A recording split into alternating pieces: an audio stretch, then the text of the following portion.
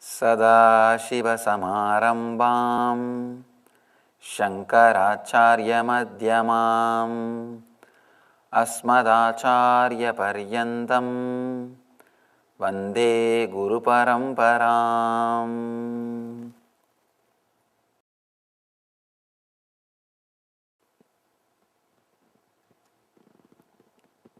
Today's sutra, the purity of other teachings is an impurity to us. In reality, know nothing as pure or impure.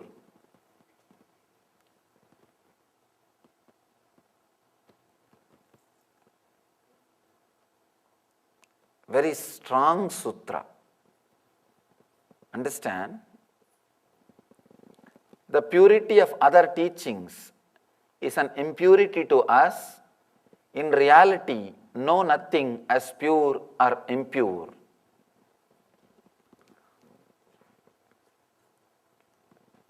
In Vedic tradition, we don't have baptism. We don't teach some set of philosophy, idea or dogma to kids. When the kids grow, around the age of 7, all they receive is a Gayatri mantra. The meaning of that mantra is, let me meditate on the superconscious intelligence which will awaken the same intelligence in me. Let that intelligence help me to meditate on it. That's all. Understand? Nowhere you will see any theory, any idea, any concept is inserted into their head. No.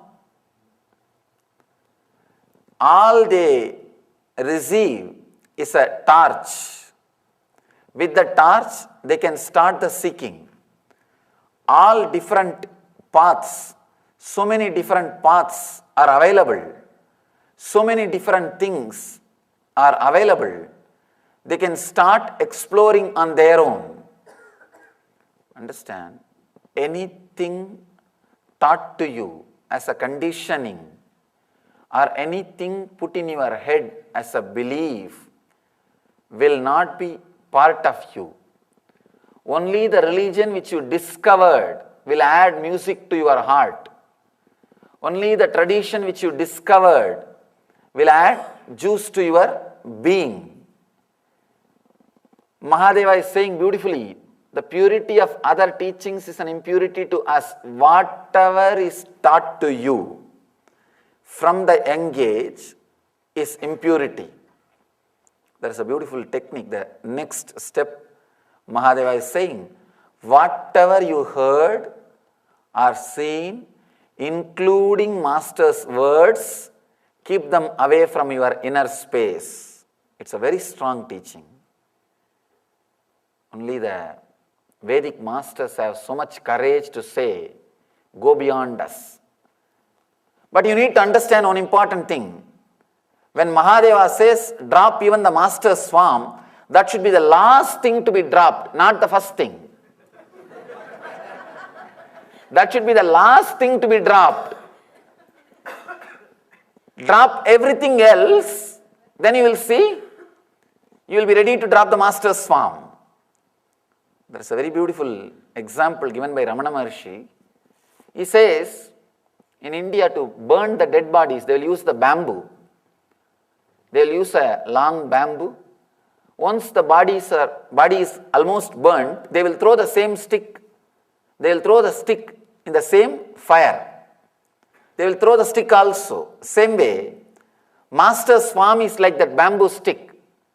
It should be used to burn all the attachments you have for all the other forms.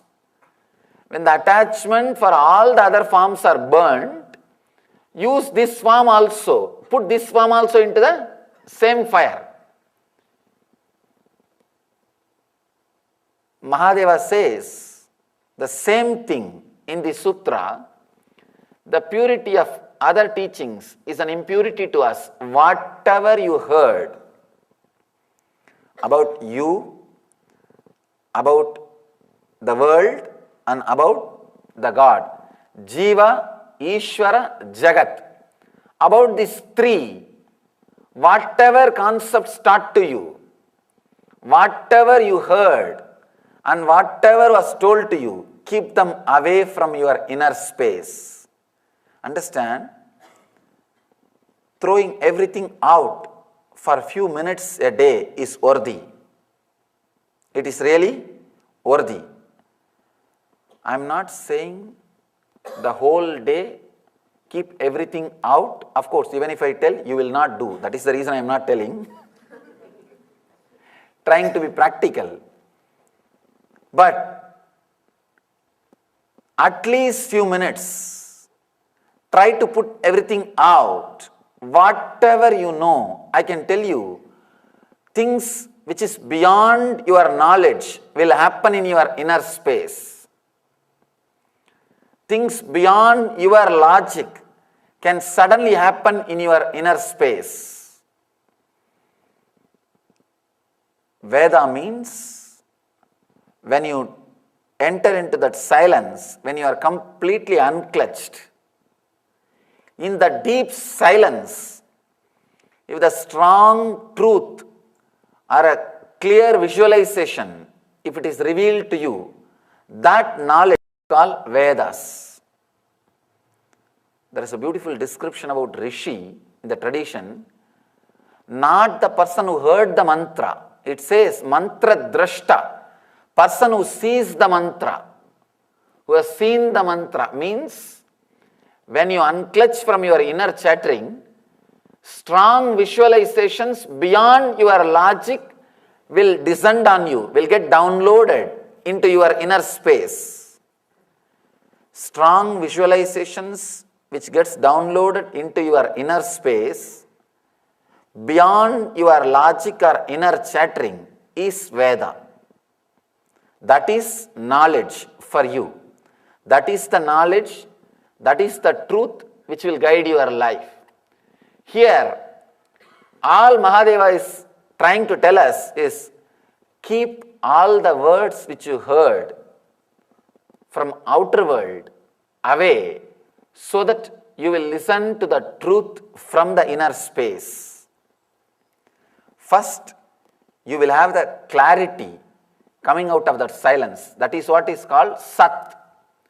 Then you will have the tremendous awareness about the past, present and future. That is what is called Chit. Then you will have a very strong, intense, ecstatic experience which is called Ananda. The Sat, Chit and Ananda, all three can come out of your inner space when you relax into that silence by unclutching from the body-mind. When the unclutching happens, suddenly you will see very strong experience happens to you in this three dimension of Sat, Chit, Ananda. This technique directly leads us to that space. The purity of other teachings is an impurity to us. Whatever is taught to you, whether it is in the name of secular education or spiritual education, whatever you know in the name of religion or spirituality or society or things needed to run your life, anything which you heard, see, your whole mind is made out of the ahara which you took inside. Ahara does not mean just food. Ahara means through all the five senses. Whatever you took inside, out of that your mind is made. And whatever you took inside, even through the TV, is nothing but teaching. The moment your inner spaces listened or heard or created a record, you already heard. You already took that as a teaching. One big problem is, we always think very strongly, we have a clear logic system which does not allow all the things which is taught to you to get recorded. No. You are not that intelligent. Understand, whatever is told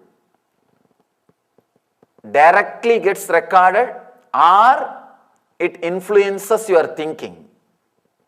That is why traditionally, we believe that satsanga, right company, is very important thing. We think, no, I am intelligent guy, Swamiji, I can manage even that kind of a company and come out untouched. No. Never ever think you can come out untouched.